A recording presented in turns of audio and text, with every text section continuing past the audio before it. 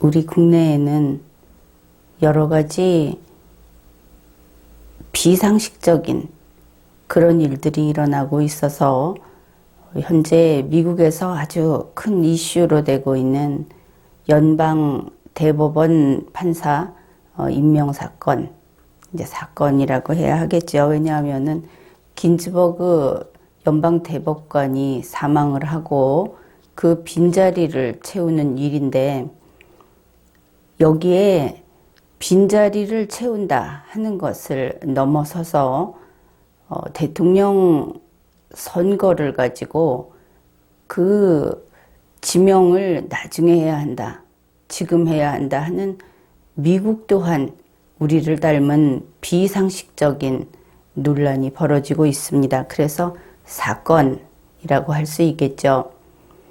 그런데 이것이 단지 미국만의 일은 아니기 때문에 오늘 우리가 그 이야기를 해보기로 합시다.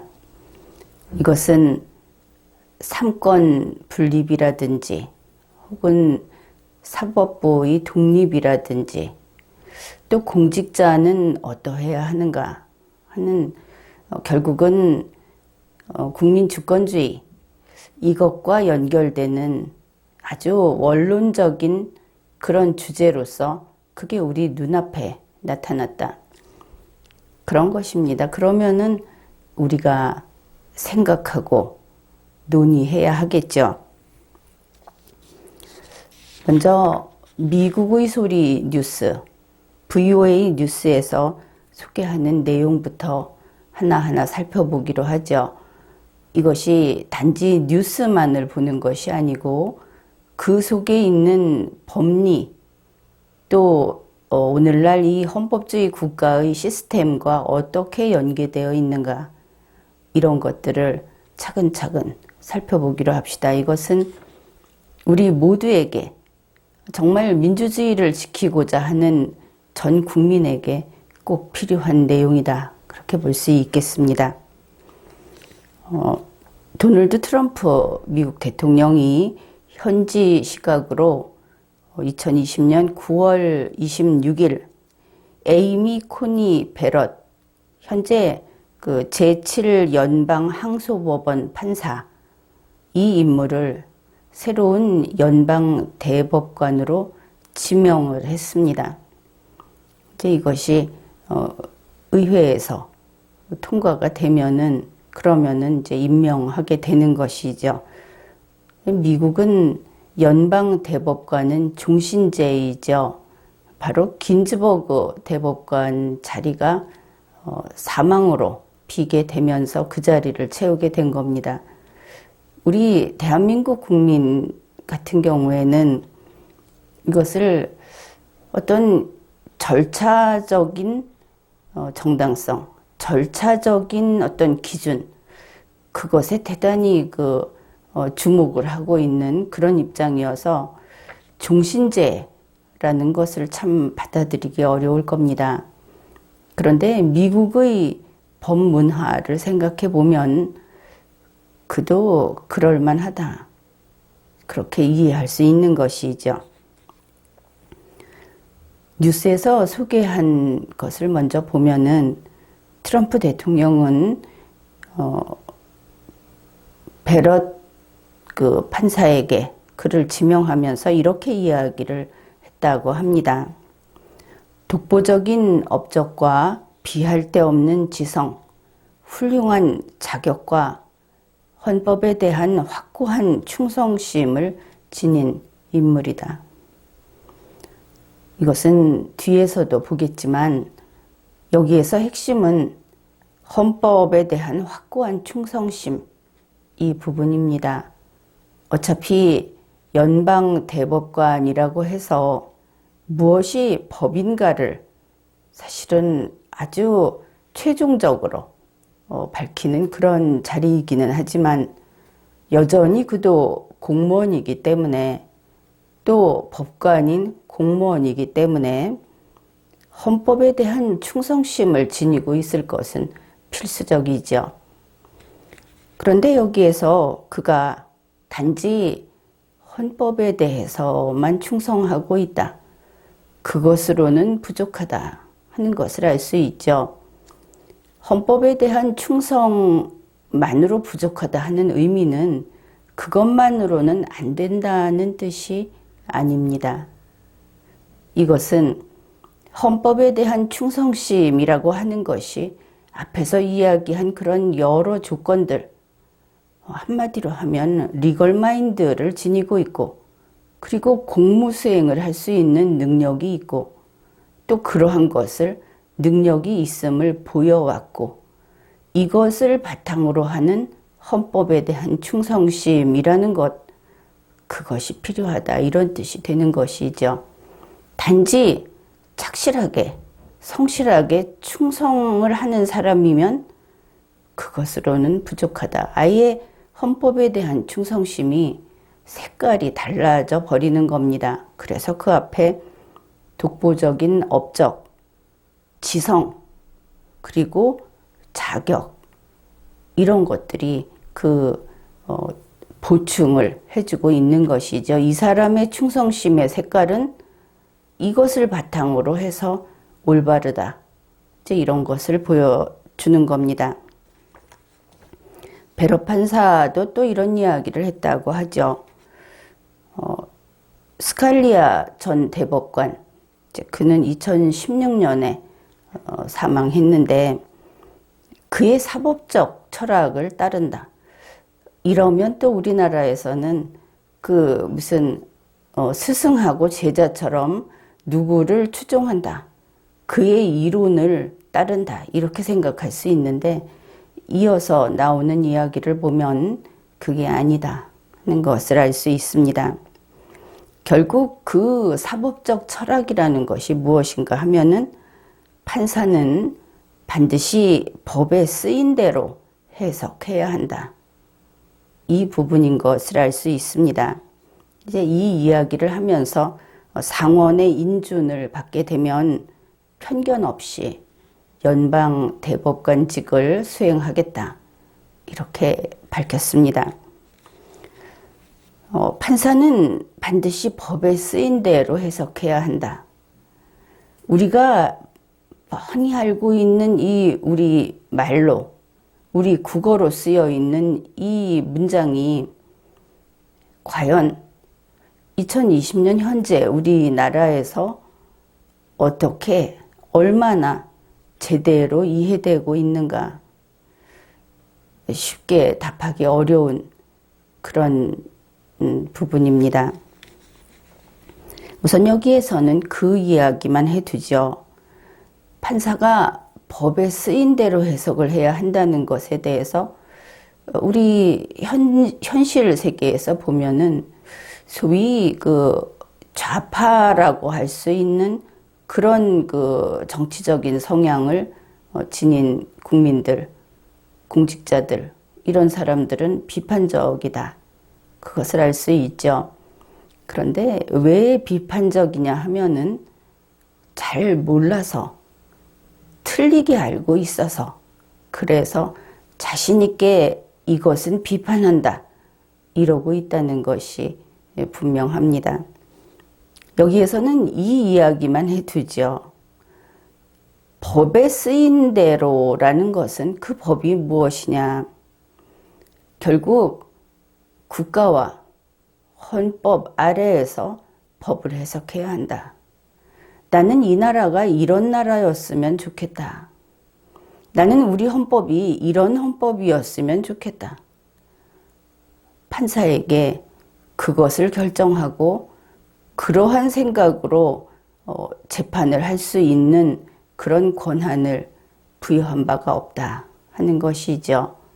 너무나 당연한 이야기가 될 겁니다. 판사는 헌법과 법률에 의해서 그 임무를 부여받았습니다. 그렇다면 그 임무는 헌법과 법률을 따르는 임무가 돼야, 그리고 그러한 임무 수행을 해야 제대로 임무 수행을 하는 것이 되겠죠. 그런데 현재 우리 대한민국에서는 국회의원이라는 공무원, 대통령 또는 장관, 혹은 검사, 경찰, 이러한 공무원, 법관이라는 공무원, 이런 사람들이 헌법과 법률에 따라서 법 집행을 하는 것이 아니고 판단을 하는 것이 아니고 자기가 생각하는 이상적인 헌법과 법률을 꿈꾸면서 그러한 법을 집행하고 또 그렇게 해석을 하는 그런 일이 번번이 벌어지고 있습니다. 고장이 난 것이죠. 잘못된 겁니다. 여기에서 우리가 다 같이 동의할 수 있는 것 한 가지를 이야기하자면 어떻습니까? 우리의 국가는 하나밖에 없죠. 대한민국 하나밖에 없습니다. 우리의 헌법은 어떻습니까? 대한민국 헌법도 하나밖에 없습니다. 그 헌법이 이 나라를 만든 것이죠. 그렇다면 대한민국 안에서 대한민국이라는 국가와 대한민국 헌법이라는 하나밖에 없는 것을 두고 5,100만 국민이 갈라설 일은 없는 겁니다. 그렇겠죠. 여기에는 모두가 동의해야 합니다. 그런데 만일 이것을 두고 갈라서고 있다. 그 문제를 어떻게 할 것인가? 우리 이번에 그 이야기까지 해보기로 합시다.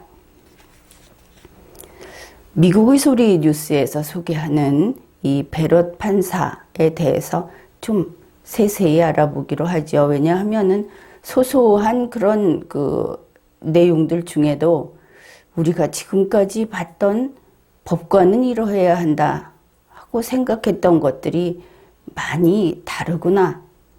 혹시 우리가 언젠가부터 이것을 잘못 알아왔던 것이 아닌가 하는 그런 생각을 할 수 있는 그런 내용들이 있기 때문입니다. 베럿 판사는 1972년 루이지애나주 뉴올리언스에서 태어났고, 그리고 테네시주의 멤피스에 있는 로즈 칼리지, 거기에서 잉글리시 리터레처, 영문학을 전공을 했습니다. 이러면은 우리나라에서는 영문학 전공하면 영어 선생님 하거나 영어 학원 강사하거나 아니면은 영어로 된 어떤 자료를 번역하는 일을 하거나 이런 생각을 하겠죠. 아니면은 영문학과 나오면 영어 말을 스피킹 잘할 것 같으니까 외국에 나가서 이 영어를 쓰는 그런 직업을 가질 수 있겠구나. 이렇게 생각을 할 수도 있습니다. 이제 뻗어나가는 방향은 다양할 수 있습니다. 그러나 근본적으로 영문학이라는 것이 무엇인가? 영문학은 우리 국문학을 생각해 봐도 됩니다. 그들은 영문학, 우리는 국문학. 그런데 이것이 거기 들어가서 문학 작품을 보게 되죠. 다양한 문서도 보게 될 겁니다. 그걸 보면서 우리의 선대들은, 우리의 좀 먼 선조들은 어떤 글을 썼고 어떤 생각을 했던가, 이런 것을 읽고 대화하는 겁니다. 따라서 먼저 그 언어를 이해하고 글을 이해하고 그리고 문화를 이해하는 그런 것들을 배우고 훈련하는 과정이 무슨 문학과, 이렇게 볼 수 있겠죠.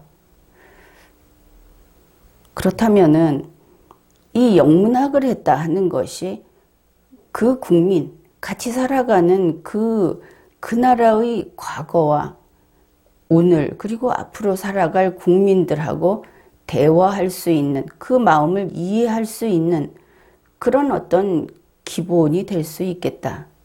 그래서 영문학을 그런 식으로 했다고 한다면 사람을 이해하고 국민을 이해하는 그런 학습 과정으로서 그 과정을 보냈다면 이 사람이 법관이 됐는데 좋은 그런 그 교육을 받았다. 그렇게 이야기할 수 있을 겁니다.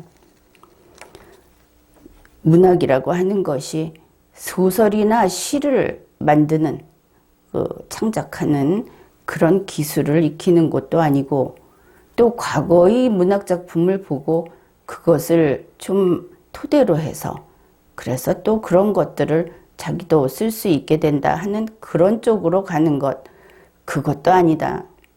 그것은 오히려 실무적인 그런 기술을 익히고자 하는 사람들에게 그런 도움을 주는 경우가 있겠죠. 그래서 이런 것도 다시 생각해 볼 필요가 있다. 그렇게 봅니다. 여기에서 로즈 컬리지라고 하니까 그냥 장미 이렇게 생각을 했을 수 있는데 철자가 좀 다릅니다. RHODES 이것을 로즈 이렇게 발음하는 것인데 우리 영어권이 아닌 우리 입장에서는 그들의 고유명사 같은 것도 문화적인 배경을 모르면 좀 쉽게 이해할 수 있는 것은 아니구나 이런 생각도 하게 됩니다. 그리고 노트르담 로스쿨을 졸업했습니다. 그 다음에 스칼리아 대법관 밑에서 그렇게 길지도 않습니다. 1998년에서 1999년 사이에 15로 일을 했던 것이죠. 그런데 보면은 그 기간 동안 스칼리아 대법관은 아주 좋은 스승이었던 것 같다. 이런 것을 알 수 있습니다. 그 후에 워싱턴에서 3년 동안 변호사를 했습니다. 2002년부터 15년간 노트르담 대학에서 교수로 지냈습니다. 그리고 2017년 트럼프 대통령이 베럿 판사를 제7 연방항소법원 판사로 임명을 했습니다. 이 베럿 판사는 남편도 검사하고 지금 보면은 로펌에서 근무를 하고 있죠. 남편 사이에 자녀가 7인데 그 중에 2은 입양을 한 그런 아이들이라고 합니다.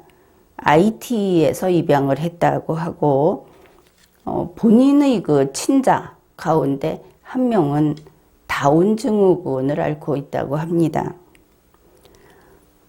베럿 지명자는 여성의 낙태에 반대를 하는 그런 입장이고 과거에 유명한 판례로 로데 웨이드 사건이라는 것이 있죠. 이것이 낙태를 합법화했다 이렇게 말을 하는데 어떻든 그 판결에 대해서 이번 이 베럿 지명자는 좀 반대하는 입장이다. 부정적이다. 그렇게 밝혀져 있고 그 다음에 이제 2016년에 이런 이야기를 했다고 합니다.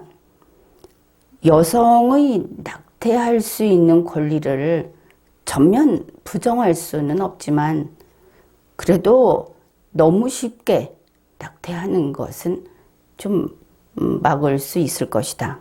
그걸 좀 어렵게 만들 수는 있을 것이다. 이런 이야기를 했다는 것이죠.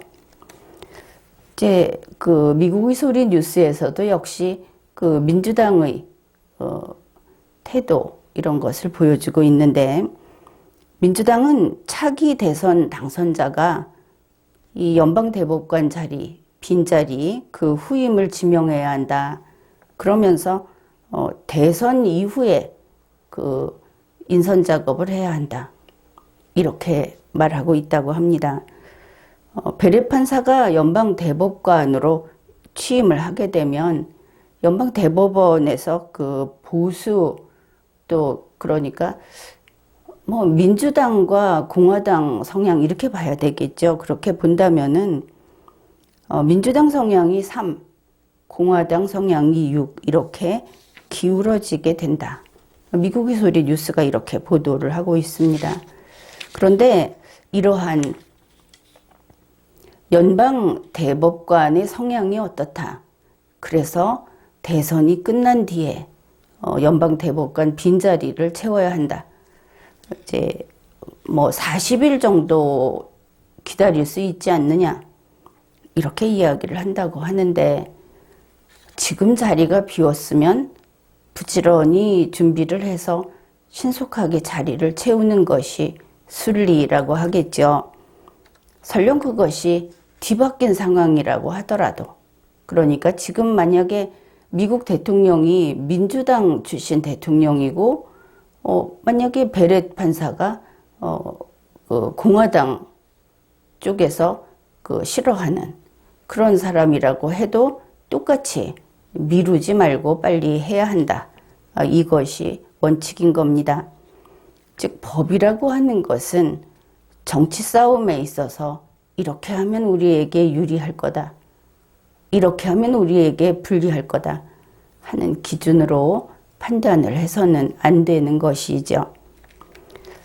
이와 관련해서 뉴스 제목들을 보면 이게 상당히 그 정치적인 손익 이런 걸 기준으로 언론이 다루고 있다. 그것을 볼 수 있습니다. 9월 27일자 그 VOA 뉴스 여기에서는 트럼프 긴즈버그 대법관 후임으로 베럿 판사 지명. 그냥 조금은 중립적이다 이렇게 볼 수도 있겠죠. 같은 날 한겨레 신문 뼛속까지 보수 여성 베럿 미 연방 대법관 후보 지명. 상당히 좀 성깔 있는 제목으로 보입니다. 그런데 조선일보라고 해서 다루지도 않았습니다. 9월 28일에 두 건이 올라왔는데 그 제목이 이렇습니다. 트럼프 승부수, 진보 상징 긴즈버그 후임으로 낙태 동성애 반대 베럿 선택. 또 하나는 이제 처음 내용이 이렇게 들어갑니다. 11월 초 대선 전에 연방 대법원에 보수 성향 대법관 한 명을 더 채우려는 공화당과 이를 막으려는 민주당의 치열한 싸움이 시작됐다. 역시 조선일보 9월 28일자 뉴스에 나오는 내용입니다. 그런데 이 우리나라 뉴스들 다른 나라의 그 여야 간의 경쟁, 서로 그 이익을 차지하려는 그런 힘겨루기, 그것을 보고 그냥 대뜸 그것만 가져왔다. 이 법치, 헌법주의, 그리고 상권 분립, 국민 주권주의, 민주주의라는 것이죠. 이것을 좀 생각하는 언론이었으면 어떨까?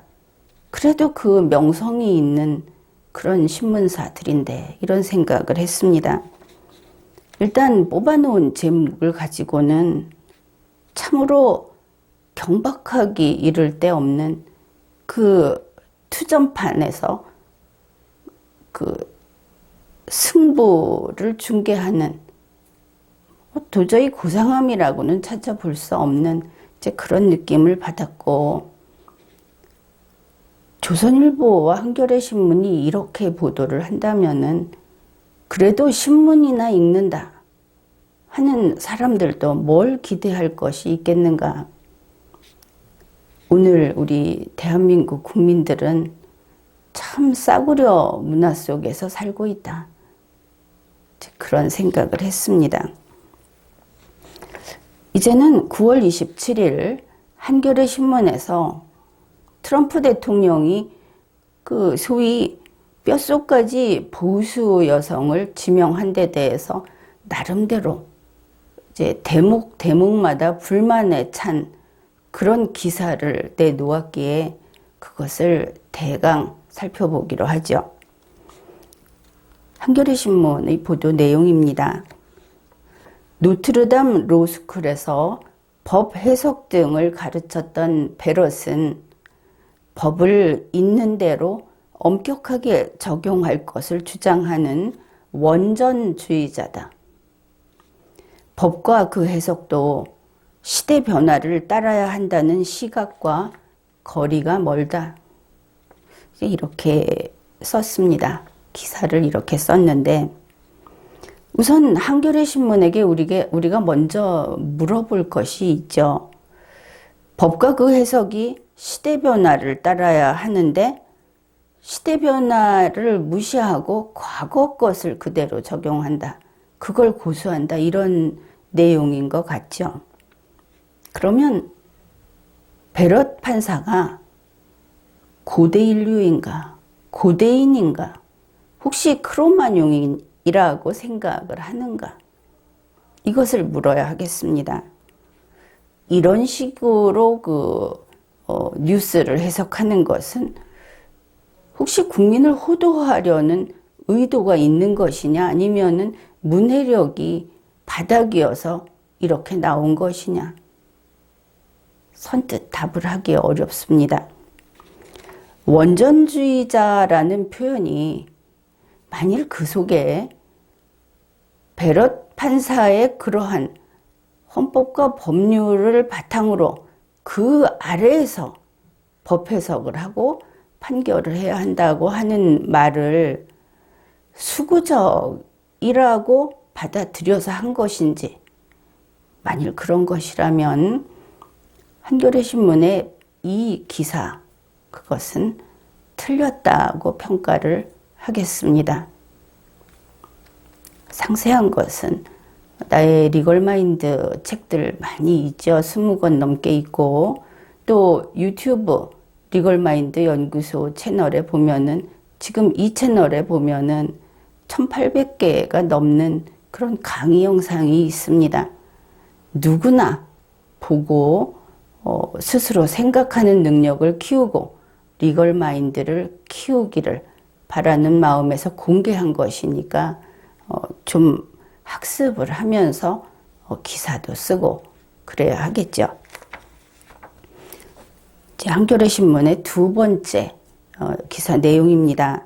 이제 같은 기사에서 이렇게 몇 가지 주제를 뽑은 겁니다. 임신 후 6개월까지 여성의 임신 중지 권리를 인정한 1973년 로데 웨이드 판결이 뒤집힐 가능성이 있다. 베렛 판사는 미성년자가 임신 중지를 하려고 할 경우 의사가 그 부모에게 알려야 한다는 입장이다. 우선 여기에서 이 한겨레 신문에서는 임신 중지라는 말을 썼습니다. 임신을 중지하면 중지가 됩니까? 환자가 이렇게 살아가는데, 환자가 치료를 하고 있는데 그 생존을 중지합니다. 이제 치료 안 하면 죽을 그런 환자인데 중지합니다. 그러면 나중에 중지 후에 살아가기를 재개할 수 있습니까? 그렇지 않죠. 임신 중지라는 말을 누가 언제부터 쓰기로 했는지 모르겠지만, 임신이라고 하는 것은 어떤 생명체가 완전한 완성된 생명체로 계속 발달하고 있는 단계이죠. 그것을 중지하게 되면 그 생명체는 태어나지 못하게 됩니다. 정확하게 이야기하면은 이것은 임신 중절 이렇게 이야기를 하고, 흔히 낙태 이렇게 이야기를 하죠. 간단히 말해서 임신 중지를 할 권리라고 이렇게 아주 포장을 해놓은 이 표현은 태아를 살해할 권리가 있다고 주장을 하는 것이고, 그것을 권리라는 말로 인정을 하고 있는, 실은 인권이나 생명 존중을 이야기하는 사람들이 이런 소리를 했다면 아주 부끄럽고 더 이상 그 말을 앞으로는 할 수 없는 그런 경우가 됩니다. 이 태아 살해권, 이것은 결국은 이제 이게 낙태의 문제인데, 낙태라는 것을 현재 우리의 그 입장에서도 전면 금지는 하지 않고 있죠. 예상외의 상황이 있을 수도 있고, 생명은 비교 불가입니다. 그렇기는 하지만 출생으로서 사람으로 본다 이렇게 되어 있기 때문에 이미 출생하여 사람인 그 어머니와 어머니가 될 사람과 아직 출생하지 않아서 장차 사람이 될 가능성을 가지고 있는 태아가 충돌하면서 어머니의 생존과 건강에 심각한 문제를 일으킨다고 할 경우에는 그때는 태아 보호를 뒤로 물린다. 이것이 법학계의 원칙입니다. 지금까지 그것을 유지해 왔죠. 그럼에도 불구하고 그것이 단지 생활고의 문제라든지 혹은 그 태아가 어떤 선천성, 그 불완전성을 가지고 있다든지 하는 것을 가지고 낙태를 하겠다. 좌파들은 이것을 쉽게 나중에 평생 그런 자녀를 키우는 사람을 생각해 보고 그 말을 하느냐 이렇게 이야기를 하는데 물론 힘이 들 것이지만 자녀가 자기 소유물인 것처럼 생각하지 않는다면 어떻게 감히 다른 한 개체, 그 다른 인간의 생명에 대해서 평가를 그렇게 하고 흠이 있는 인간이 세상에 존재한다. 이런 식으로 말을 할 수 있는가. 원래 국가 헌법은 인간이 인간이기 때문에 존중하는 겁니다. 그래서 바로 이 낙태에 대한 법적 논의는 인간은 과연 언제부터 인간인가 하는 철학적 논의를 바탕으로 합니다. 요즘에는 과학기술이 발달해서 좀 더 세밀하게 그것을 나눠주고는 있지만 인간에 관한 문제는 단지 과학기술로만은 되지 않는 부분이 있죠. 인간의 인식이라는 부분이 있는 겁니다. 그래서 이것은 우리 전 국민이 심사숙고하고 고민해야 하는 문제이지 몇 명이 난처하고 나서서 현실적으로 그렇지 않느냐 하고 이야기할 문제가 아닙니다. 그런데 한겨레에서는 이제 이런 이야기를 하면서 바로 붙여서 베럿 판사는 임신 중에 막내 아들이 그러니까 태아 상태일 때 다운 증후군이라는 사실을 알면서도 그대로 출산해서 키워오고 있다. 이거 보면은 거기에 대해서 어떻게 생각하는지 불분명하지만 앞에 임신부의 그 선택권, 권한이 있다고 하는 그쪽을 지지하는 입장인 것으로 봐서 베럿 판사가 특이한 사람이다. 뭐 자기는 그러고 있으니까 이런 느낌이 좀 강합니다. 그래서 하필이면 이 태아 살해권을 인정하자 하는 그런 입장으로 보이는 그래서 다운 증후군인 그 베럿 판사의 아이 이야기를 넣어서 이 논리 전개가 참으로 선혈이 낭자한 잔혹한 글이 되고 말았다. 게다가 무식하고 폭력적인 글이 되고 말았다. 이렇게 봅니다. 만일 그렇다면 한겨레 신문은 현재 다운 증후군을 앓고 있는 그 5살짜리 베렛 판사의 막내 아들이 벤저민이라고 합니다. 그에게 한번 대놓고 이야기를 해보지 그랬습니까? 너는 임신 중절하는 편이 더 행복했던 거야. 너도 그렇고 엄마도 그렇고. 지금 논리가 그렇지 않습니까? 도대체 인간에게 있어서 인간의 생명이 얼마나 소중한데 장애 따위가 도대체 몸에 장애가 있다. 불치병이 있다. 그렇다고 해서 태아 상태에서 생명을 짓뭉개버리자고 하는 것이냐.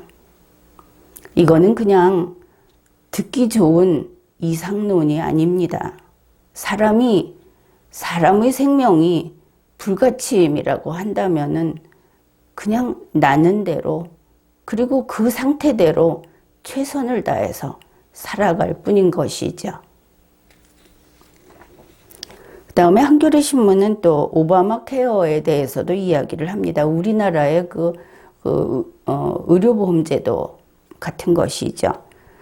건강보험 개혁법 이렇게 말을 하는데 그 오바마 케어라고 하는 것이 어떻습니까? 미국에서 실패했죠.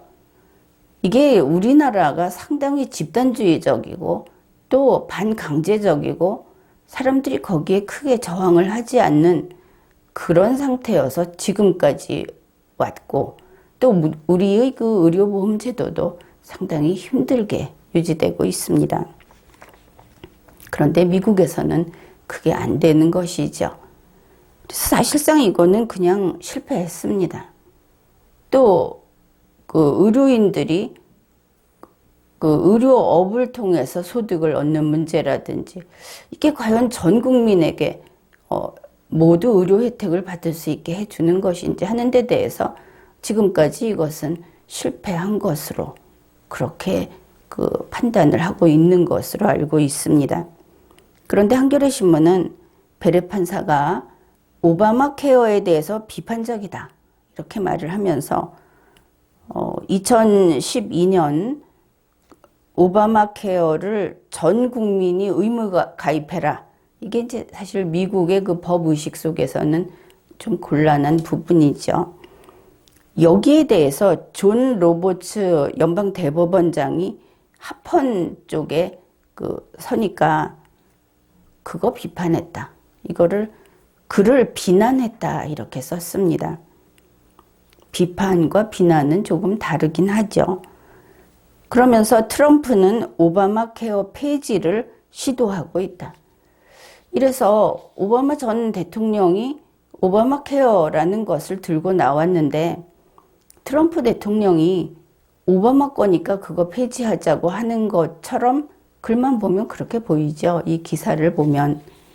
이제 그것을 뒤집어서 만일 그게 오바마가 내세운 정책이어서 건드리면 안 되고 그래서 옳다고 이야기를 한다면 그래서 지금 잘못됐다고 봄에도 불구하고 계속 끌고 가야 된다고 이야기를 한다면 그건 틀린 거죠.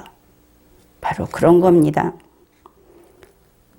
지금 트럼프 대통령은 오바마 것이기 때문에 없애겠다 하는 게 아니고 이 의료보험 제도가 제대로 되려면은 의료 수가가 계속 올라가는 거는 그 시장경제 방식에 맡겨두고 그리고 거기를 국민이 따라가면서 메우자고 한다면은 장사해 주는 것이죠. 정부가 장사해 주는 겁니다. 바로 이 문제를 지적하고 있는 겁니다. 그래서 근본적인 문제를 해결하고 전 국민이 제대로 그 의료 혜택을 받을 수 있도록 그렇게 하는 정책을 주장하고 있는 겁니다. 그런 면에서 나는 그 트럼프 대통령의 방식이 오바마 시대에는 오바마의 생각이 혁신적이었다고 하더라도 지금은 트럼프 대통령의 방식이 그보다 진일보한 것이다. 그렇게 보고 있기는 합니다. 앞으로 또 그보다 더 발전한, 더 나은 그런 정책이 나올 수도 있는 것이죠. 따라서 이전에 있었던 것을 반대한다 하는 것이 어떤 정치색으로 판정을 받는 그런 것이 될 수는 없다. 그래서는 안 된다. 이렇게 보는 것이죠. 그 다음에 한겨레 신문은 베럿의 종교를 이야기합니다. 미국에서도 반대하는 사람들도 많습니다. 베럿이 나온 그 칼리지, 로즈 칼리지 그쪽에서도 몇몇 사람들이 벌써 반대 활동을 하기 시작했다고 하죠. 그런데 그게 민주당 지지를 하면서 그렇게 하는 것이라고도 또 이야기를 합니다. 그래서 반대는 할 수 있는 것이죠. 그런데 남의 나라 일이고 우리나라에서 설명을 할 때는 최소한 우리나라에서 이 한겨레 신문이 우리는 미국 민주당을 지지하기 때문에 이렇게 쓰겠다고 하는 것은 언론사로서 문제가 있는 것이죠. 한겨레에서 이렇게 보도를 했습니다. 베럿 판사는 찬양의 사람들이라는 가톨릭 단체 소속이다. 그러면서 이제 베러 판사가 한 이야기도 소개는 합니다. 상원에서 인준이 된다면 나는 그 연방 대법관이라고 하는 그 역할, 그것을 자기 자신을 위한 것으로 하지 않을 것이고 자기의 그 어떤 주변인들, 뭐 종교도 포함해서 그런 사람들을 위한 것으로 여기지 않을 것이다. 당연한 이야기죠. 그러면서 그것은 내 동료 미국인들을 위한 역할로 여길 것이다. 이렇게 말을 했다고 보도를 합니다. 뭐 이 부분은 한겨레 기사를 비판하기보다는 베럿 판사가 한 이 이야기, 이게 참 중요하다. 그래서 그 이야기를 하려고 합니다. 이것은 참으로 중요한 겁니다. 공직자가 자기의 종교, 자기의 출신, 그러니까 뭐 지역 이렇게 되겠죠. 혹은 학교, 동료, 집안 이런 것도 관계가 있을 거고, 또 그게 아니면은 자신이 지지하는 어떤 정당, 그러니까 정치색 이런 것들이 분명히 있을 겁니다.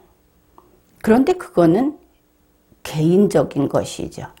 극히 개인적인 것입니다. 베러 판사가 가령 고기만 먹는 사람이라고 해봅시다. 이것은 그냥 예를 드는 겁니다. 그러면 고기만 먹는 사람을 선한 사람으로 보고 그들만 법을 더 잘 지키는 것으로 보고 파리 안으로 굽으면 안 된다고 하겠죠. 이거 누구나 그렇게 말을 할 겁니다. 그것은 고기만 먹는다는 것은 극히 개인적인 것입니다. 그렇다면 이제 정리가 되죠. 정치색도 다른 모든 것도 극히 개인적인 것이다. 맞습니다. 그런 것입니다.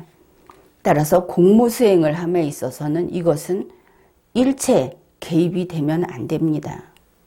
공무 수행을 하는데 저 사람이 누구 후배래. 우리 문재인 씨 그런 거 참 많죠.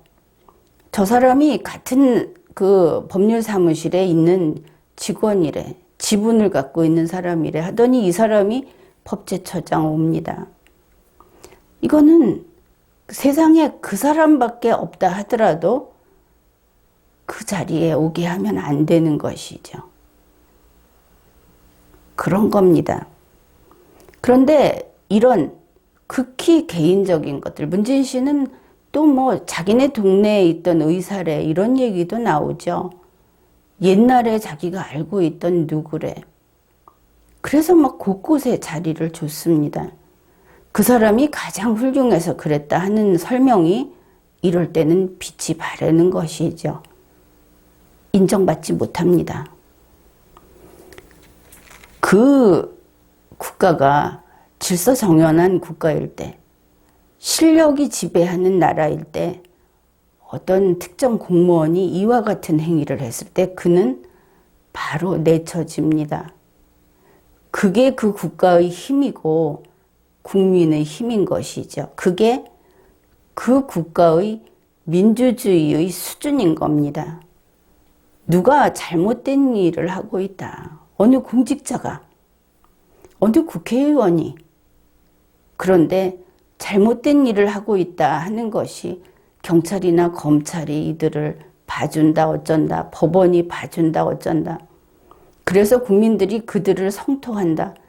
뭐 이런 이야기가 나오는 국가는 이미 저 밑바닥으로 추락한 국가다. 질서정연하지 않다. 그걸 보여주는 것이죠. 실력 있는 국가들한테 물어뜯깁니다. 이런 식이어서는. 그래서 대한민국의 모든 공직자, 그러니까 뭐 삼권에 있는 사람들 다 이야기하면 되겠죠. 이런 사람들 이 점을 명심해야 한다. 그래서 청와대에서 무슨 원불교, 무슨 천주교 뭐 이런 사람들 불러와 갖고 아니 그게 안 되면 남들도 다 불러올게 이러는데 바보입니까? 우리 대한민국은 국교가 없다. 종교의 자유가 있다는 것은 무종교의 자유도 역시 있고 그것도 존중해야 한다. 이것을 알고 있어야 하는 것이죠. 대한민국은 종교의 자유가 있고 정치와 종교는 분리된다. 이게 원칙입니다. 청와대로 불러들이면 안 되는 겁니다. 그거 사사로운 것을 끌어들인 것이죠. 그거 완전히 무슨 채식주의자 모임 한 겁니다.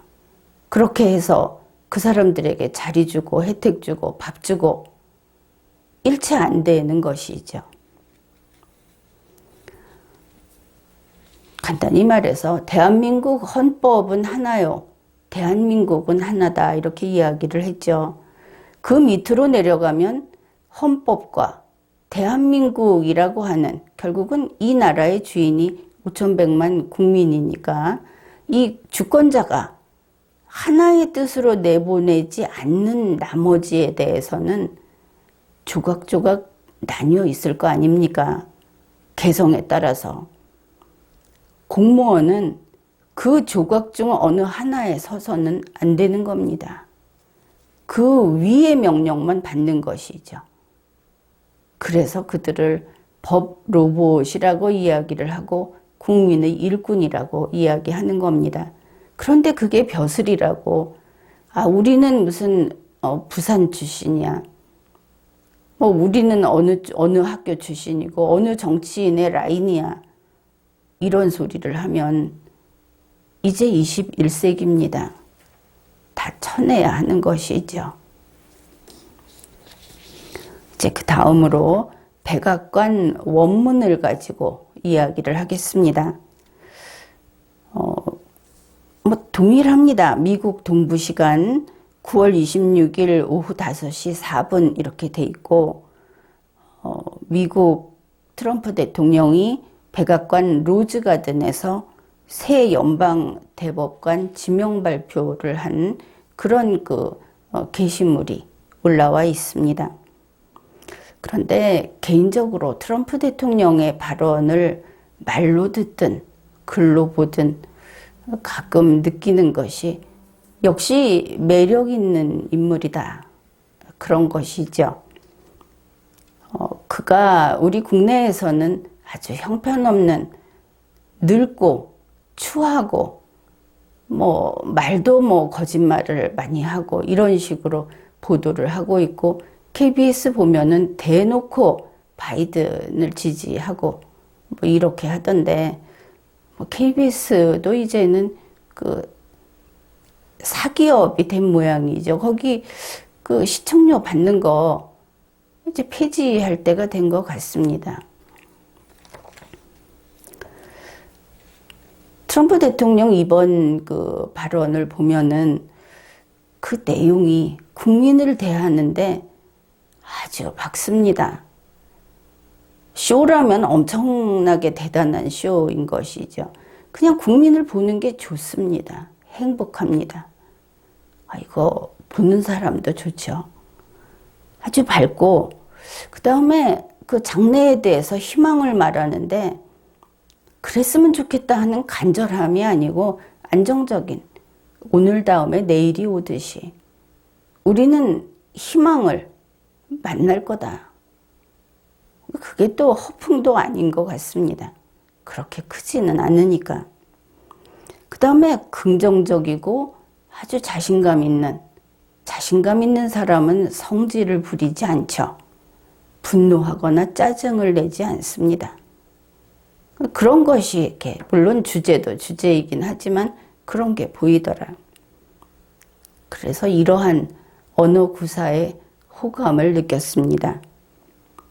또 그렇다고 해서 이렇게 국민들에게 내가 배려해주고 내가 축복을 내려주겠다 하는 이런 사이비 교주스러운 면도 없고, 또 무슨 비틀린 논리가 있다든지 아니면 머리가 나빠서 이 두뇌가 열등한 것이 저는 가끔 보입니다. 어떤 사람을 보면 이제 그런 게 트럼프 대통령에게는 보이지 않았다. 그 대중 앞에 나오지 않을 때는 모르죠. 그런 모습이 있는지. 대중 앞에 보이는 그 모습에서 영상을 볼 때도 그랬고 이번에 이 뉴스를 보면서 그런 느낌을 받았습니다. 물론 이제 이런 이야기를 하는 것은 우리나라의 정치인들도 그러한 소양을, 이게 뭐 최고라는 게 아닙니다. 기본 소양인데 이것을 좀 갖춰줬으면, 그런 바람에서 이야기를 하는 겁니다. 그래서 보기에 좋아서, 보기 좋은 글을 이렇게 읽으면 마음도 편안하고 기분도 좋죠. 그래서 여러분하고 이것을 같이 나누고 싶어서 이번에 그 영어 원문 내용 중에 일부를 소개하겠습니다. 이 내용이 그렇게 많지 않기 때문에 여러분도 직접 백악관 홈페이지에 가서 전문을 읽어보아도 좋을 것 같습니다. 트럼프 대통령의 말입니다. 미국 헌법에 따른 가장 높고 중요한 임무 가운데 하나인 연방 대법관 지명 임무를 수행하기 위하여 오늘 나는 여러분 앞에 섰다. 연방 대법관 지명이 나의 권한이기 때문에 내가 이 사람을 지명해 줬고 이 사람은 나의 지명에 영광스러워 한다는 것이 우리나라식의 그 감각이겠죠. 그런데 트럼프 대통령은 왜 이것을 하냐 하면 헌법이 하라고 한 명령이 있기 때문에 자기는 그 명령에 따른 임무 수행을 한다. 가령 어떤 주인의 지시에 따라서 일을 하는 그 하인이 있다고 합시다. 그 하인이 하는 일이 귀한 일이라고 하면 하인이 위대한 겁니까? 그건 그렇지 않죠. 대한민국에서 우리 헌법에 있듯이 모든 권력은 국민으로부터 나오기 때문에 대통령이든 국회의장이든 그들이 저마다 자기의 그 의리의리한 집무실을 가지고 거기에서 생활을 하고 업무를 보는데 그거 이상하다. 위대한 것은 국민이고 그들은 단지 일꾼인데 왜 일꾼이 저렇게 호사를 누리는가? 잘못된 것이죠. 이거 이제 고쳐야 하는 겁니다. 계속 보기로 하죠. 지금 우리는 법 앞의 평등을 보장하고 공정한 법치를 보존하는 우리의 끝이 없는 직무를 이어가기 위해서 로즈가든에 모였다. 이렇게 말을 합니다. 바로 이 일이 끝이 없는 임무라는 겁니다. 공무수행이라는 것이죠. 그게 뭐냐? 법 앞의 평등을 보장한다. 공정한 법치를 보존한다 하는 것은 이게 없어지거나 훼손되지 않게 지키고 유지시킨다. 그런 뜻이 되겠죠. 그걸 하기 위해서 모였다. 이제 그것이 끝없는 직무다. 이 부분이 중요합니다. 오늘 나는 미국에서 대단히 우수하며 리걸마인드를 타고난 인물 가운데 한 명인 이 베렛 판사를 연방 대법원에 지명하는 것을 영광으로 여긴다. 내가 베푼다 그것이 아니죠. 내가 그걸 할 수 있는 대통령이다. 그런 말도 아닙니다. 헌법이 내린 지시에 따라 국민의 명령에 따라 이 임무를 수행하는 것이 영광스럽다. 그렇게 말을 하는 것이죠. 베렛 판사는 남다른 업적, 충분한 자격, 높은 지성, 그리고 헌법에 대한 확고한 충성심을 지닌 인물이다. 헌법에 대한 확고한 충성심 부분은 이렇게 되어 있습니다. Unyielding loyalty to the constitution. 듣기만 해도 마음 든든한, 이 국가는 토대로부터 흔들림 없이 그리고 질서 정연하게 그렇게 서 있고 그렇게 운용되고 있구나. 소소한 잘못은 많을 수도 있습니다. 중요한 것은 중심이 제대로 서 있다 하는 것이죠. 그런 것을 알 수 있습니다. 트럼프 대통령이 이제 몇 가지 일화를 소개합니다. 그런데 그것이 바로 이 헌법과 또 리걸 마인드, 법관이 무엇인가 하는 데 대한 그런 어떤 생각의 단초를 제공한다고 할까? 아니면은 핵심적인 요약이라고 할까? 그런 내용이어서 함께 보기로 하죠. 2017년에 내가 베렛 판사를 제7연방항소법원에 복무하도록 지명했을 때 베렛 판사가 그러니까 이제 그때는 베렛이 베렛 판사였을지도 모르겠습니다. 대법원에서 근무했던 과거에 거기에 같이 근무했던 동료들이 이 제7연방항소법원 거기에 이 베렛 교수를 그때는 이제 지금은 교수 옛날에는 대법원에 근무했고 이런 관계죠. 그 사람이 이제 다시 판사로 가는 것을 지지하는 그런 편지를 보냈다고 합니다. 그 내용이 이렇습니다.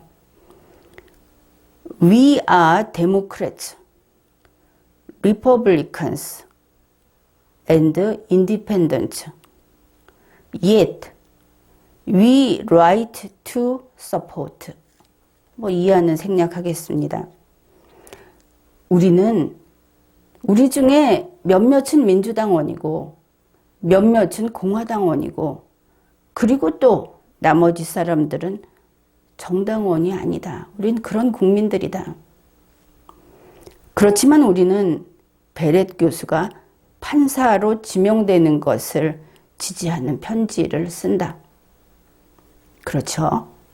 당이 다르면 한쪽은 반드시 반대할 것 같았는데 물론 반대하는 사람은 편지를 안 썼겠죠. 그러나 그럼에도 불구하고 지지한다 하는 사람이 있다. 그걸 알 수 있죠. 베렛 교수는 뛰어난 지성과 인격을 지닌 여성이다. 베렛 교수는 이때 이제 교수라고 했습니다. 베렛 교수는 그 직무에 대한 탁월한 자격을 갖추고 있다. 판사라는 그 직무에 대한 탁월한 자격을 갖추고 있다. 이렇게 이야기를 한 겁니다. 중요한 것은 바로 이 직무 수행 능력이 있고 그리고 직무 수행 능력이 뛰어난 자를 지명해야 한다 하는 것이죠. 다른 게 아닙니다. 바로 그 일을 할 수 있어야 하는 것이지 그가 과거에 인권운동을 했든 그가 과거에 여성을 위해서 무엇을 했든 아니면 착한 사람이었든 공부를 잘했든 이게 중요하지 않은 겁니다. 지금 그 준비되어 있는 의자, 일꾼의 의자, 거기에서 그 일을 할 수 있는 능력이 뛰어나다. 이런 사람들 중에 가장 뛰어난 사람을 그 자리에 앉혀야 그 나라가 앞으로 나아가는 겁니다. 트럼프 대통령이 얘기합니다. 나 역시 이 편지에서 있는 내용처럼 그랬다고 할 수 있다. 내가 살펴봤다. 그리고 검토도 해봤다. 그랬더니 베렛 당신이 이 직무에 아주 뛰어난 그런 자격을 갖추었더라. 옆에 세워두고 이렇게 이야기를 합니다. 그런데 끼리끼리 잘 논다고 할지도 모르죠. 문제는 지금 논하고 있는 게 뭐냐. 이 사람이 민주주의를 지키기 위해 싸웠느냐. 그런 이야기가 아니라는 겁니다. 법관의 자격을 지녔다. 그 직무를 수행하는데 우수한 능력이 있는 사람이다. 이런 이야기를 하는 겁니다. 정말 편지 보낸 사람들처럼 정당이 무슨 소용이 있습니까? 국민은 유능한 법관, 헌법에 충실한 그런 법관을 요구하는 것이죠.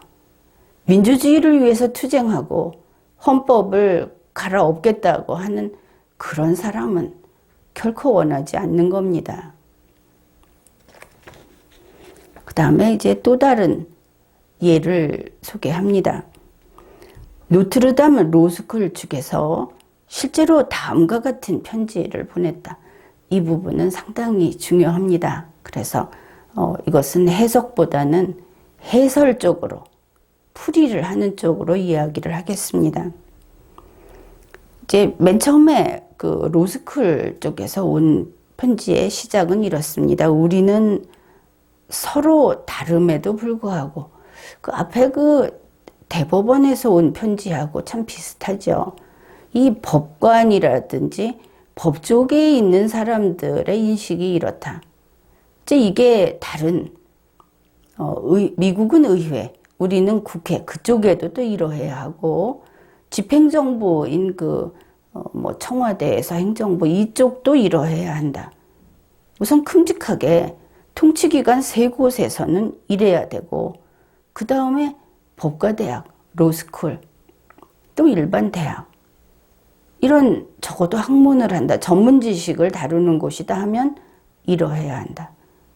그런 생각을 하게 되죠.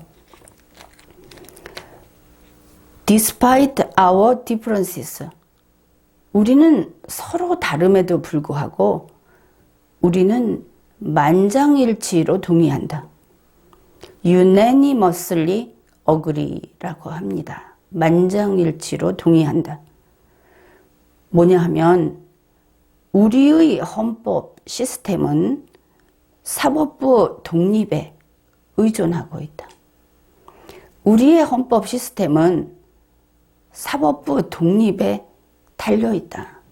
이렇게 이야기를 한 겁니다. 이제 이 풀이를 해보기로 하죠. 우리 대한민국은 법원 측에서 사법부 독립을 주장하죠. 왜 해야 하냐면, 왜 하느냐 하면 자기들이 잘나서 우리 사법부니까 독립을 주장을 합니다. 그거 아니다 하는 것이죠. 그들 역시 주권자인 국민의 일꾼에 불과하다. 왜 독립해야 되느냐? 국회와 정부와 법원이 왜 견제와 균형을 유지하는 삼권 분립 관계에 있어야 하느냐? 서로 우리에게 관여하지 말라는 것이 아니고 그들이 담합하지 않음으로써 국민 주권주의를 지키고 그렇게 함으로써 헌법을 수호하고 국가가 무너지지 않게, 국가가 안 무너지는 것은 국민을 위해서 필요한 겁니다. 바로 그래서 상권 분립, 사법부 독립 이야기가 나오는 겁니다. 주제를 알아야지. 그것도 모르고 그냥 우리는 독립 안 해도 됩니다. 대우만 받으면. 그런 게 지금 국회 아닙니까? 자, 그러면은 사법부 독립이라고 하는 것이 일단은 교과서적으로는 옳다고 알고 있죠. 사법부 독립은 독립인데 그러면 어떤 사법부 독립인가? 이거 생각해 봅시다. 이런 것이죠. 사법부는 사법부인데 이러이러한 법관들로 구성된 그 사법부가 독립되어 있어야 한다. 그런 겁니다. 그러면은 이제 이러이러한 부분이 공란으로 비어 있죠. 어떤 법관들을 말하는 것인가? 그 법관은 이러이러한 재능이 있는 법관들을 말하는 겁니다. 그러면 어떤 재능이 있는 법관으로 구성된 사법부가 독립되어야 한다. 독립되어 있어야 한다. 이렇게 되겠죠. 자, 이제는 법관이 갖춰야 될 재능, 이제 이게 궁금한 겁니다. 그걸 채워 넣어야 하겠습니다. 어떤 재능인가? 그것은 타당하고 공정한 법치를 집행하는데 헌신하는 재능. 바로 이 부분은 백악관 그 원문에 들어있는 겁니다. fair and impartial. 타당하고 공정한, 이건 좋다고 많이 들어봤는데, 사법부도 법원도 결국은 행정을 하는구나, 집행을 하는구나. 바로 그렇습니다. 법치, 법의 지배라고 하는 것을 어드미니스트레이션 한다는 겁니다. 그런데 거기에 헌신하는 재능을 가진 사람이 법관이 되어야 한다는 것이죠. 지금까지 법관은 학교에서 1등하고 점수 잘 받고 그리고 시험 잘 보고 그래서 과거 같으면 사법시험 수석을 했느니 연수원 수석 졸업을 했느니 연수원에서 1등부터 20등 하면 법관이 될 수 있다느니 이렇게 생각들을 하고 있는데 그것은 최소한의 기준이고 실제로 갖춰야 할 것은 이러한 것이다. 이런 재능이 없으면 성적이 아무리 좋아도 법관으로 임용을 하면 안 된다. 그런 겁니다. 여기에서 타당하고 공정한 법치의 집행, 이 부분을 제대로 이해해야 합니다. 법치의 집행, 지금 있는 헌법과 법률을 집행하는 그것이 타당하고 공정해야 한다. 이런 뜻인 것이죠. 그런데 우리 대한민국에서는 이게 뒤집혀 있습니다. 다시 말해서 타당하고 공정한 법치 그 자체를 법관이 다시 심판하고 헌법재판소 재판관이 다시 심판하고 심지어 문재인 씨하고 청와대에 있는 사람들이 다시 심판하고 참여연대나 민변에서 하고 이러고 있죠.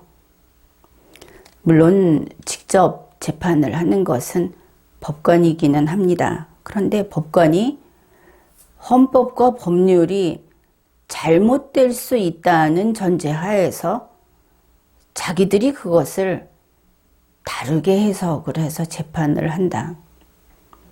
이거 큰일이죠. 이것은 거의 법관이 신의 노릇을, 신과 같은 노릇을 하고 있는 겁니다. 헌법과 법률 위에 올라가서. 그들은 우리가 참 많이 봤죠. 법관들이 예를 들어서 인권 같은 것을 기준으로 그렇게 판단을 한다. 그렇게 재판을 한다고 하는데 이것은 대한민국 헌법의 입장에서 봤을 때는 자의적 판단입니다. 법관 독재인 것이죠. 그것은 바로 그 재판 자체가 헌법과 법률을 위반한 재판으로서 공포의 독재 수단이 되고 있다. 그렇게 평가를 합니다. 법관은 있는 헌법에 따라서 그리고 그 헌법에 합치되는 법률에 따라서 그렇게 재판을 해야 하는 것이죠. 타당하고 공정한 법치의 집행이라는 것은 그들이 하고 있는 재판 행위 그 자체를 이래야 한다 하고 그 한계 지어 놓는 겁니다. 그 위에 있는 것을 평가하라는 것이 아니죠. 이것은 국회의원도 마찬가지입니다. 헌법 아래에서 법률을 입법하는 것이죠. 그것도 자기들 뜻대로 하는 게 아닙니다. 이제 보면 분명해지죠. 법관이 법에 쓰여 있는 대로 재판을 하듯이 국회의원이 법에 쓰여 있는 대로 입법 행정을 하는 겁니다. 입법 집행을 하는 것을 이 경우에 입법 행정이라고 부르는 것이죠. 그 다음 내용입니다. 베렛은 헌법전에 쓰여 있는 법문을 바탕으로 사건 판결을 할 것이다. 그러면서 베렛 판사가 한 이야기를 소개를 합니다. 베렛이 이렇게 말을 했습니다.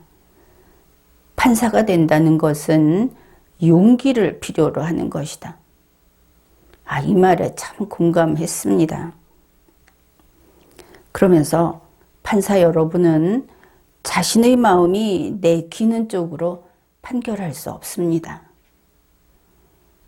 판사 여러분은 여러분의 그 직무에 따라서 최선을 다해야 하고 법이 이쪽으로 판결하라고 하면은 그게 내 생각하고 안 맞아도 그래도 그 법에 따라야만 합니다. 이렇게 이야기를 했습니다. 트럼프 대통령은 바로 이 일이 베렛 판사가 연방 대법관으로서 해야 할 그 일이다. 이렇게 또 지원을 해줍니다. 결국은 그 판사라고 하는 연방 대법관이 됐든 우리나라에서는 법관이라는 말이 공식 명칭이죠. 이들에게는 헌법전을 읽는 눈이 있어야 하고 헌법전을 이해하는 두뇌가 머리가 있어야 하고 그리고 판사 개인의 신조나 철학이나 어떤 그런 것이 이 법을 비트는 일이 있어서는 안 되겠다. 그런 것을 알 수 있습니다. 공무원은 공무수행 능력이 부족해서는 안 되는 것이죠. 어느 대통령이 자기가 선거에서 선출되는데 공을 세운 사람들에게 거기에 그 은혜를 갚기 위해서 그래서 자리를 준다. 말도 되지 않는 소리입니다. 그 사람들 중에 그렇게 유능한 사람들이 있었다고 한다면은 거기에 속하지 않은 사람 중에 더 유능한 사람이 없다는 것을 증명까지 해 보여야 하는 겁니다. 최선을 다해서 유능한 사람을 찾아내는 것이 국가에 대해서, 국민에 대해서 충실한 태도가 되겠죠. 앞에서 베렛 판사가 판사가 된다는 것은 용기를 필요로 하는 것이다 하는 이 말을 좀 이것을 가지고 이야기를 나눠보기로 합시다. 우리는 매일 살아가면서 이 법관이, 판사가 자기가 생각한 것과 법이 가리키는 것이 다를 때 갈등하겠죠.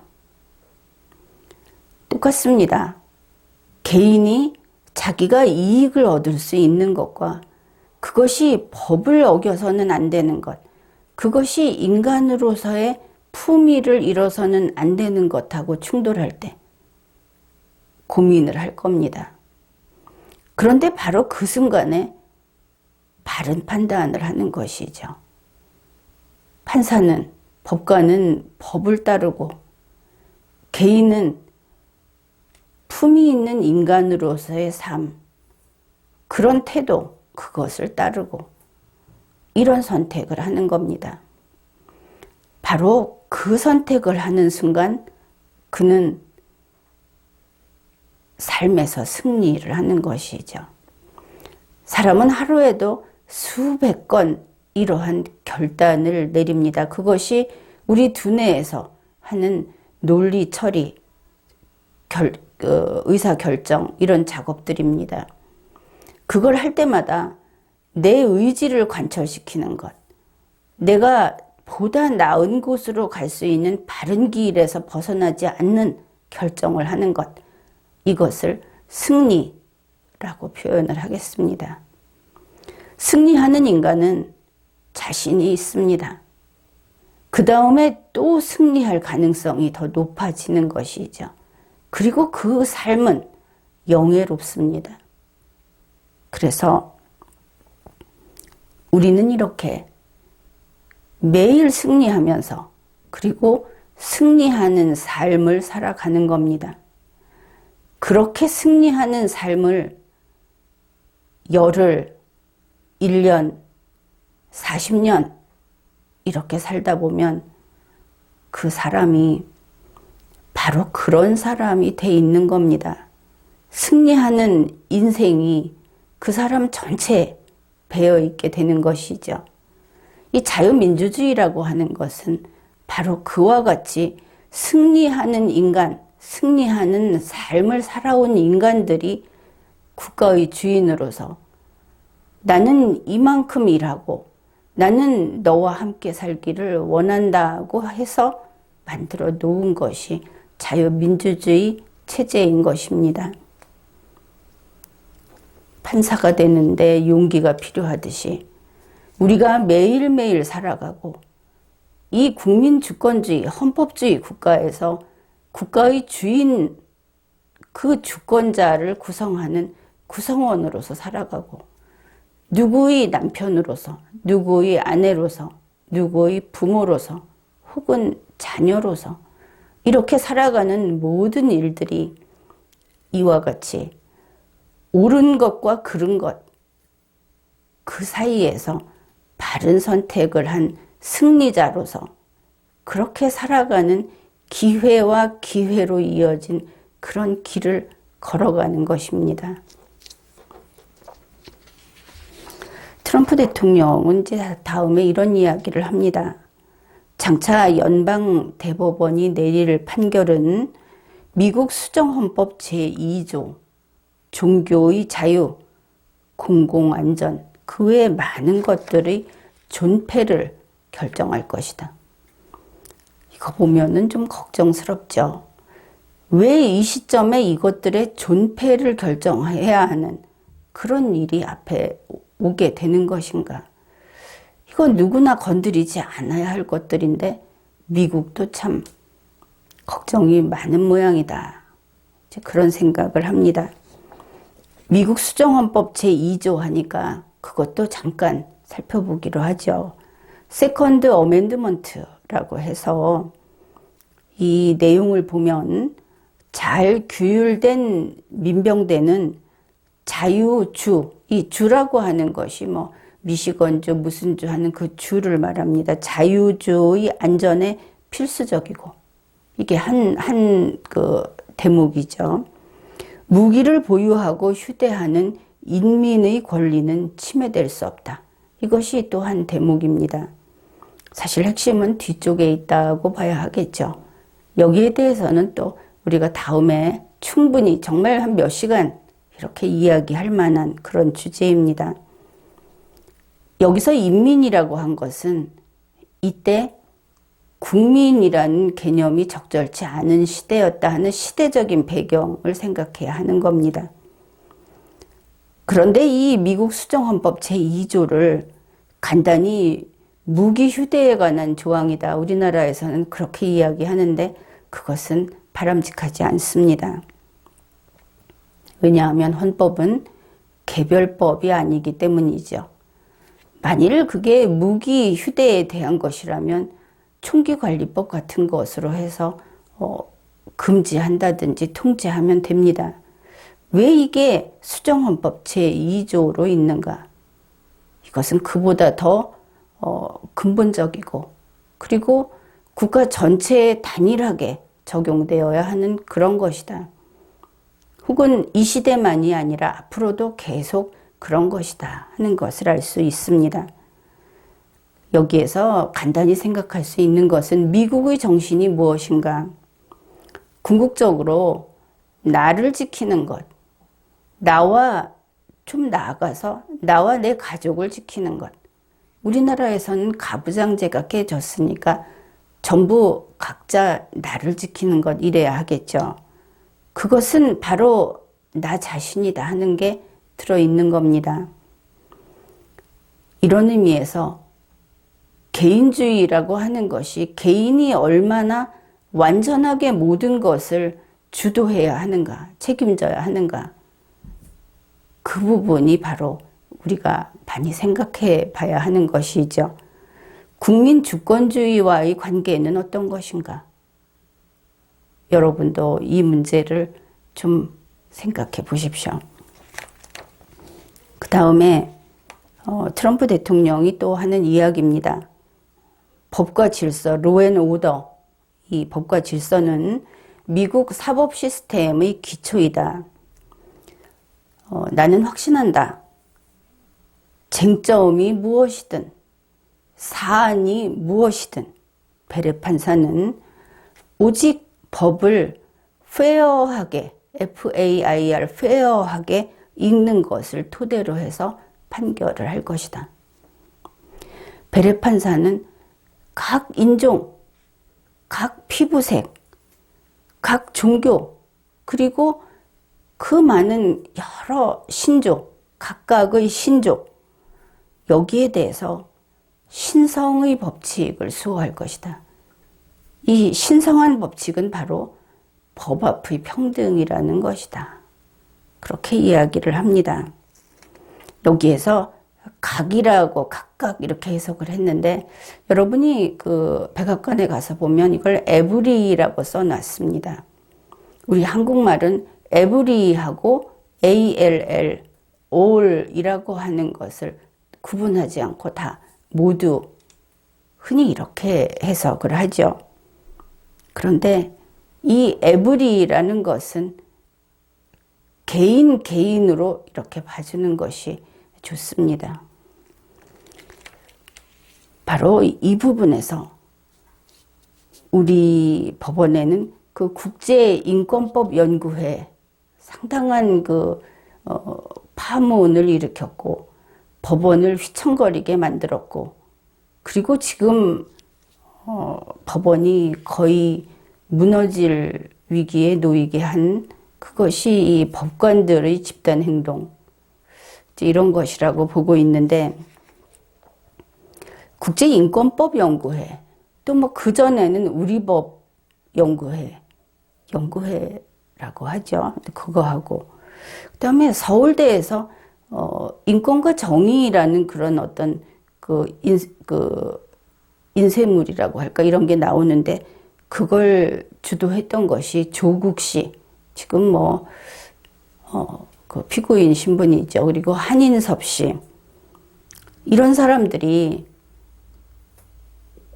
두뇌가 우수하다는 어떤 그 과거식의 기준으로 봤을 때 우수한 사람들이 모였다는 서울대 법대 거기하고 그 다음에 법관들 또 각 이 법조계에 있는 사람들을 모을 수 있는 대로 모아서 거기서 이런 교육을 하고 활동을 해왔습니다. 그런데 생각을 해보십시오. 국제인권법 지금 현재 진행형이 국제인권법 연구회인데 한번 이 생각을 해보십시오. 그 국제인권이라는 것을 가지고 대한민국의 법 시스템을 법률을 손대려고 했죠. 학술적으로 그걸 어떻게 해보려고 했습니다. 어떻든 인권을 보호하는 것은 좋은 일입니다. 그러면 당신들이 이 좋은 일을 하는데 왜 국민이 반대하는가? 왜 다수의 학자들이 거기에 대해서 확실하게 이론을 가지고 따라오지 못하는가? 왜 들고만 나가면 충돌하는가? 생각해 봤습니까? 그게 그렇게 옳은 일이라면, 아니, 우리 그 인권이라는 것은 법이 있기 전에, 국가가 있기 전에 그냥 인간이기 때문에 우리가 인간은 함부로 살해해서는 안 된다. 인간은 이 정도는 대우해야 한다 하는 것이 뭐 만민 공통의 혹은 보편적인 어떤 인식이 있죠. 그런데 왜 당신들이 하는 그 인권 보호, 법원에서 말하는 인권이라는 것이 왜 차단당하는가? 왜 거부당하는가? 이유를 생각해 봤습니까? 국민이 다 바보여서 그런 것인가? 국민이 다 꼴통 보수여서 그런 것인가? 현재 뭐 통계치 이런 걸 보면은 다수가 그렇지는 않다는 것도 나오죠. 그럼에도 불구하고 당신들은 소수입니다. 이유가 있죠. 그것이 국가 안에 있는 공무원이 헌법과 국가 안에 국민 밑에 있는 일꾼인 범로봇인 공무원이 국가의 경계를 뚫고 나가서 국제인권을 이야기하고 우리가 마치 무주지인 담장도 없는 국가도 아닌 곳처럼 국제인권의 기준을 가지고 와서 우리나라의 법 시스템을 바꾸려고 하니까 국민의 동의를 받지 못하는 겁니다. 이게 왜 이렇게 되느냐? 이유가 있죠. 이 인권과 정의라든지 조국시 그 부류, 나는 이렇게 말을 하겠습니다. 소위 좌파 법학을 하고 있는 우리나라의 그 세력들, 좌파 이데올로기도 모르는 주제에 그냥 유명하니까 거기 들어가면 다음 어떤 자리도 생기니까 뭐 그런 의미에서 생계형이라고 할까. 그런데 자기들이 쫓고 있는 그 정상에 뭐가 있느냐, 이거 모르면서 그 짓을 하고 있다는 겁니다. 거기에 있는 그 정상에 있는 것은 아나키 코뮤니즘이라고 해서 네오막시즘의 일파입니다. 국가를 인정하지 않는, 지금 우리나라에서는 그것이 체계화되지도 못했고 실력 없는 삼류들이 이것을 이끌고 있어서 뭐 고작해야 궁색한 사이비 종교 수준을 넘지는 못하고 있습니다. 그러나 문제는 인재라고 하는 법관들이, 변호사들이 여기 대거 들어가서 매달려 있다 하는 것이죠. 물론 현재 문재인 민주당에는 거기서는 좀 덕을 볼지는 모르겠습니다.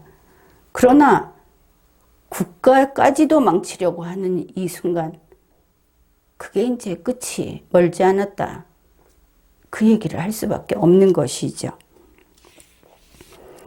베레 판사가 한 이야기를 끝으로 소개를 합니다. 베레 판사가 이렇게 말을 했습니다. I love the United States.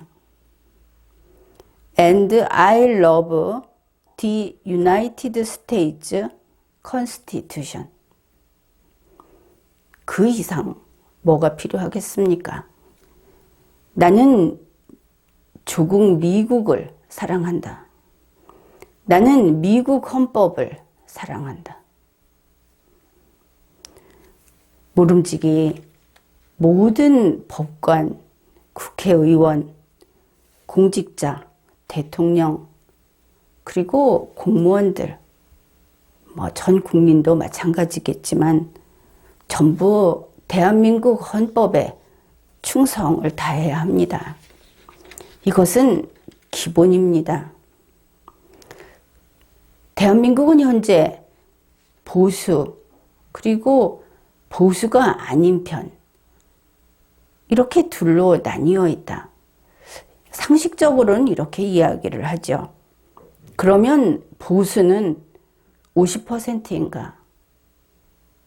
거기에 대해서 이야기를 하겠습니다. 왼쪽과 오른쪽에 파벌이 있다고 합시다. 그러면 보수는 오른쪽 파벌이라고 답하는 분들이 있겠죠. 그런데 그 답은 틀렸습니다.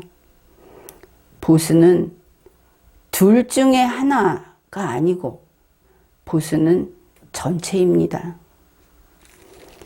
그 보수 속에 왼쪽과 오른쪽이 들어가 있는 겁니다. 헌법은 하나요. 국가도 하나입니다.